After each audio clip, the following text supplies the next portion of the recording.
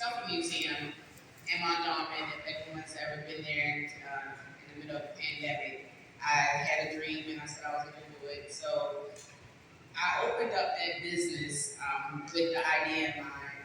When I was little, when I used to go to Mondawmin, there was a picture man underneath the escalator in Mondawmin, and I wanted to be like the picture man because I had so many great memories, and I just wanted to create memories for other people. By profession, I'm an IT project manager, but my dream was to always own my own business and create memories for people because, coming to Mondawmin was, something that every teen in my era, we went to the mall in the city, and that's where we, created a lot of our memories. And I think the idea of being someone to impress upon a community and being a part of the community and share my business idea, that's always been kind of a purpose. Even with working in corporate America, I can impress upon, anyone. You have a purpose. I connect people at work and my business with the Selfie Space, Selfie Museum, connected people and gave them, memories to cherish. Y'all clap it up for Miss Monkey. I'm sorry, I did. Young woman. Clap it up for the Selfie Queen. That's why I call her the Selfie Queen. Shannon, I want to say you inspire other people, but now there's other locations doing the same thing that you started, right? Because Mondawmin definitely was first, wasn't it? All right, and I'm going to give you the same question. You want the question again? Yes. At what moment did you realize this was the profession you wanted to be in?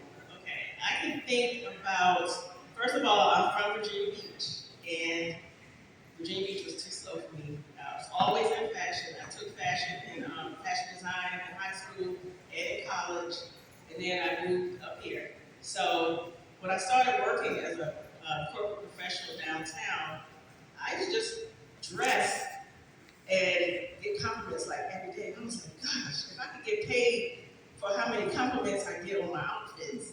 And then if I go to stores, people would just ask me, like, does this look good? I'm like, why are they asking me this all the time? But I guess style and fashion has always been a part of who I am.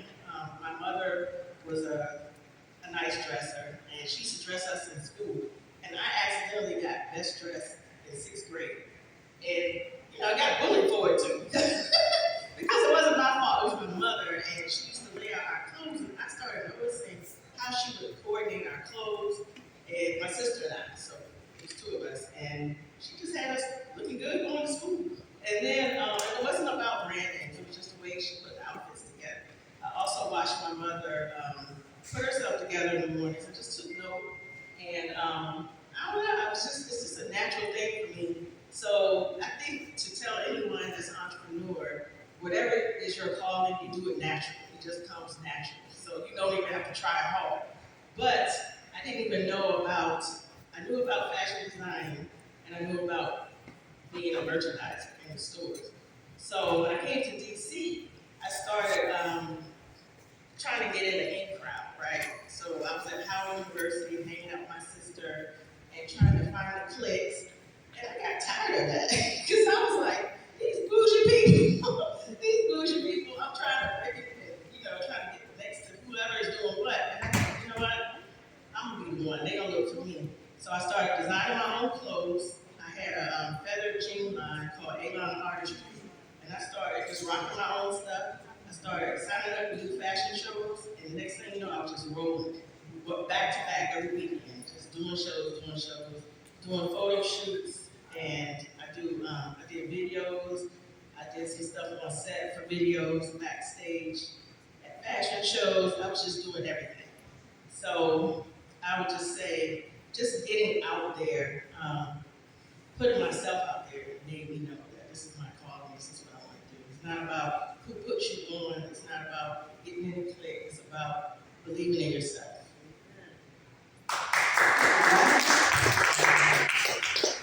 I'm going to keep this same question for the next 2 guests.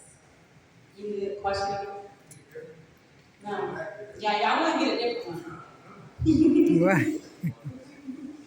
The same question. At what moment did you realize this was the profession you wanted to be in? Before I answer that, I just want to be all the way to God, because I'm going to sit right here. Amen. And everybody that came out, it was a blessing to see y'all too. So, why don't everybody in the crowd give yourself a hand clap and just be there to get up to me. All right, so at a young age, just going to school, we put our toes together too. So, going to school, I had this one on my life the whole time. I just didn't know how to use it. Going to school, coming home from school, while the crowd was up in front of me, I was always the one to stay back. And when I stayed back, I learned that I could talk to people. I had to get to talk. So I would talk to people and speak to people. And next thing you know, I'm getting dollars at a young age, 7, 8 years old, going to school, I'm getting money. But then I noticed that when I got home, my mom asked me, where do you get this money from? And my sisters and everybody walking us and told them I had this gift to talk to people. And I got $10, $15 in the house in my pocket. I'm going home. So when I come home, my mom would say, where do you get this money from? I said, Mom, I ain't go rob nobody, I still nothing nobody. I was just talking to people. So my gift to just talking and wanting to be around people is just what got me where I'm at.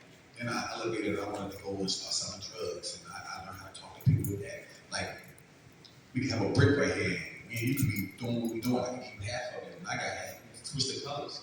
But when we go on the street, you know me and you got that same thing. But when we go on the street, I'm telling to the people like, you ain't got it.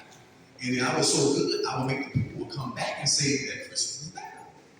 So that was my intention, to be able to talk to people. And that's just the illegal side. But now I'm in the business realm where I go and talk to Walmart. I go talk to Sam's Club. I go talk to Chick-fil-A. I go talk to Giants. I go everywhere where the big people are, because I knew I had to be my own food bank. I didn't want to go to Anne Arundel County Food Bank or Maryland Food Bank. I knew that if they could do it and get those trucks running every night and get those 18 tables moving down and serving the people, I figured that yesterday, again, was wrong. We had 16 to 18 tables down this line right here, y'all, of the same thing that Maryland Food Bank would have been doing or Anne Arundel County Food Bank been doing. So it's a anointing that you got to just get in, tap in with God. Lord, what is my purpose? What is my calling? Why am I here? They're going to prison. You feel me? I'm out here getting millions of dollars, right? 17, I'm doing my thing, I'm running stuff. I'm business minded when I'm in the drug game. I just got the wrong product. So once God, look, fast moving, 21. I go to trial, they give me 60 years. So I stand here for y'all right now, I can serve 19 years straight. But in that 19 years, I studied to show myself approved, right? I knew my calling, I was ready. God used President Barack Obama to set me free, gave me a pardon. I came back out. Now, I told her earlier, I'm best-selling author of 15 books, 2 in the stores, my own clothes. I wear my own clothes. I'm not there. I love Carmelo. He's from Baltimore. He got his own shoes. But I always ask the crowd, what's your name? Why you can't go on security going full locker money stores and ask me your tennis shoes? So I'm just saying, y'all, if somebody else can do it, we can do it too. That's right. Okay. Ms. Tanisha Lachey, what is the question? At what moment did you realize this was the profession you wanted to be in? So I started braiding at 10 years old. My mom was about me to all babies. And I'm like, all babies, okay. Well, I didn't want no babies. Like, no babies wasn't for me. So what I did was I started braiding my no baby's head. I was like, give boys and zigs, crisscross, write my name in the head, and so. Then Sharon had other friends. You know, because she had older friends. So the neighborhood started seeing my head. I started braiding my own head. Even my mom was like, well, I tell you more time to braid your head. I'm like, I did it. She's like, well, I'll tell you no line. So I would have to take the braid out and show me her braid it over to show that I did it. So while Sharon's friends started coming, I used to put a chair, put the dining room chair outside. You know, her friends come, get their hair braided. I make like $5 to $9. Take it good, you know, I'll braid your hair. I